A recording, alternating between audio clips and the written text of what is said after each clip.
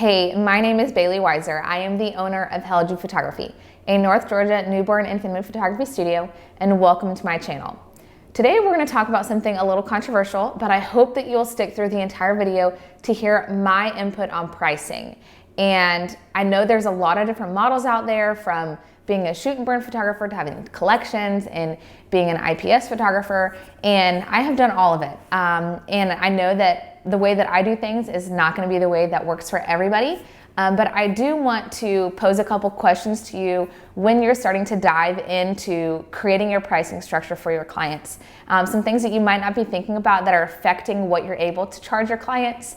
And then hopefully you'll be able to take some of these things and implement them and have success when it comes to either making a shift in your pricing or just adjusting your pricing to serve you and your clients well. So let's dive in.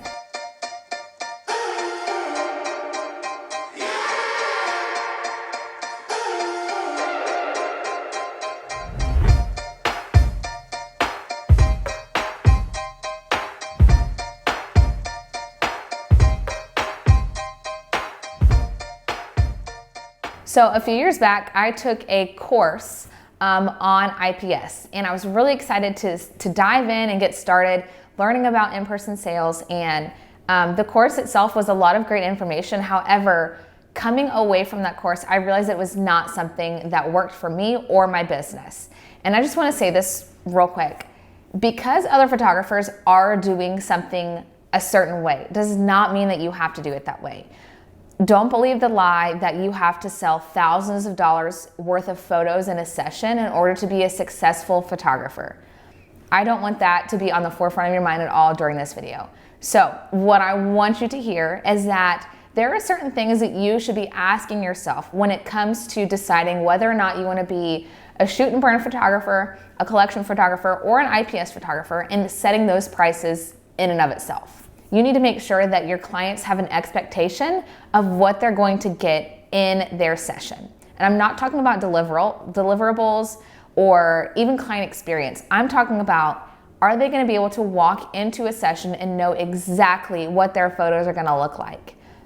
I know that being in-home sessions, outdoor sessions, studio sessions can all make a little bit of variance in your editing, but overall your clients need to have confidence in your style, confidence in your work, and your work needs to show consistency, that they can walk in and they can expect the same results that every other one of your clients has gotten. Something else that you want to think about when it comes to setting your pricing structure is your location. One of the reasons why I don't think IPS worked for me specifically is because of my market. I am in a small town, and although I am a stone throw away from some large cities like Atlanta and Athens and even Highlands, North Carolina, I could charge more if I chose to either open a studio in those locations or travel further for my sessions. However, the heart behind my business personally is to serve my community and where I am rooted.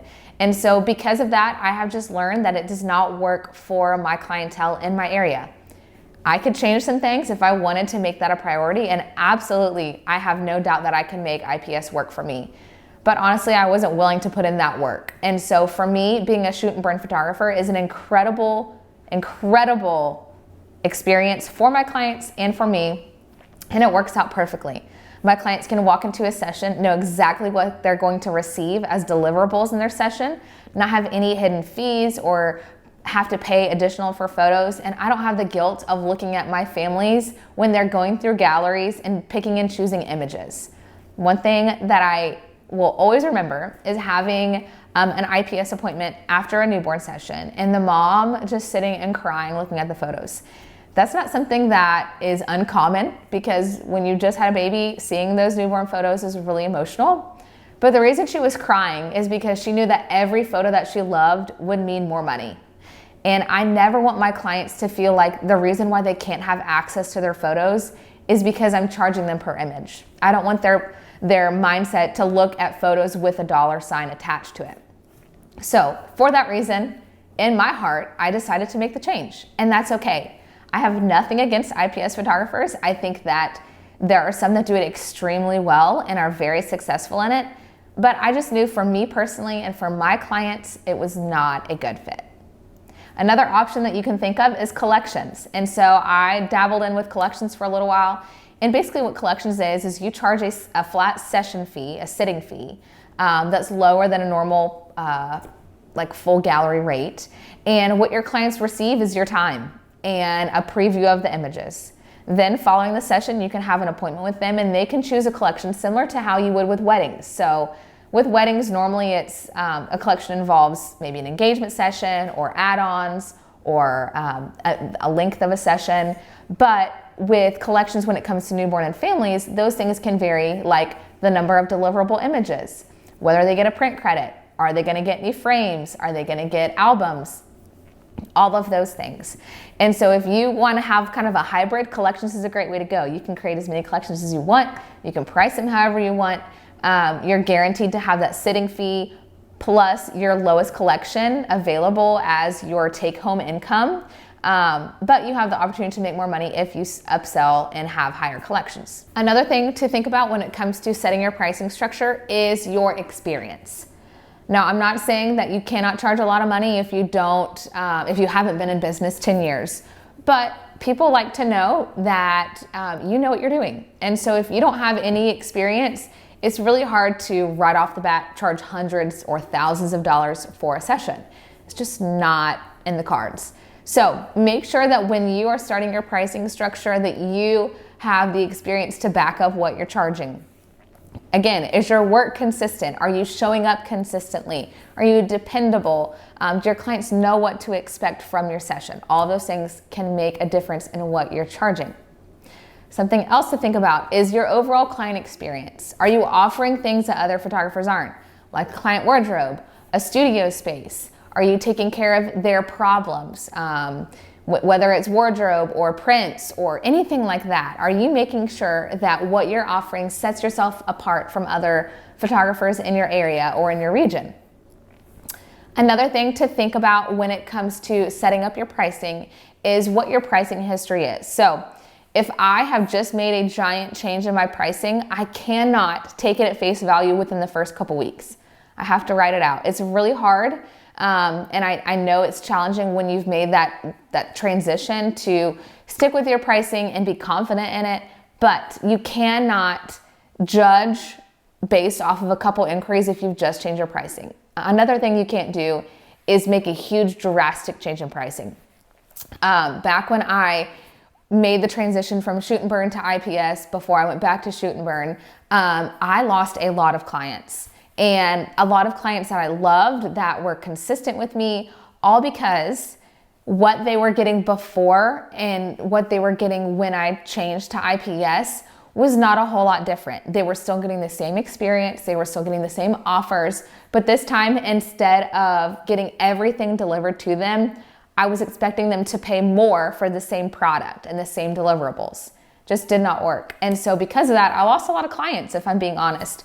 And it was a very hard lesson to learn and almost having to start over after finding a great client base. So don't make the mistake of one, not communicating change to your current clients. If you are increasing your pricing for the upcoming season, make sure that you're sending emails or you're putting a post or you're making your clients well aware of the changes in your pricing structure. And number two, if you're changing models, so say that you're going from shoot and burn to IPS or collections or any of those combination of things, make sure that your current clients have a great understanding of what the changes are so that when they come into their session, they're not spooked or taken off guard by some of the differences from their previous experiences with you. I know I touched on it briefly, but one thing that you need to take in consideration is your market. I had talked about how I knew that the area that I lived in was not a good fit for an IPS model in my opinion, but there are photographers in your area who are charging certain things. I'm not saying that you need to do tons of research and see what other photographers are charging, but do know that there is a number that your market can handle. And so if the average photographer in my area is charging $300, it's probably not going to be a good fit for me to start charging $2,000 off the bat. Because a lot of my clients that have never, a lot of my inquiries that have never worked with me before don't know my client experience. They don't know why investment would be worth it. And all they're seeing are my competitors and their pricing. And so A great way to start off with is, yes, look at what some of the others in your area are charging, but make sure that your expenses are being covered. One thing that people talk about a lot is what other people are charging, but they're not paying your bills. And so when it comes to setting pricing for you, make sure that you know what your client acquisition cost is, what all of your expenses are on a monthly basis, and then make a calculation of how many sessions you want to have and how often you want to work. Divide all of that up and see how many sessions you need at what rate to make the bottom line to cover your expenses. Once your expenses are paid, everything from there is profit. So then calculate again how many sessions you need to make the amount of profit that you would like to make per month. Know that seasons change as a photographer. And so even with newborns, believe it or not, I have learned that Q1 is much slower. I don't know if it's because people are saving money or we just had the holidays where they just had sessions done. But I have learned that I actually don't book a whole lot of sessions in Q1 compared to other quarters. And so you're going to have to make quarterly goals depending on what you see in the ebb and flow in your area. If you are in a very cold climate, it may mean that winter is not a good time for your sessions, that clients are just not booking. If you're in more of a tropical area, summer may be off limits because it's just way too hot for photos. But you'll know your area, you'll know what is normal for your region, and then you'll be able to make those quarterly goals and set your pricing structure based off of those things. So one last question to ask yourself when it comes to pricing. Are you confident in selling what pricing you set? Another reason why I don't think IPS was good for me is because I am not a very good salesperson. And I felt really guilty every time I sat down with my clients and had to upsell to them.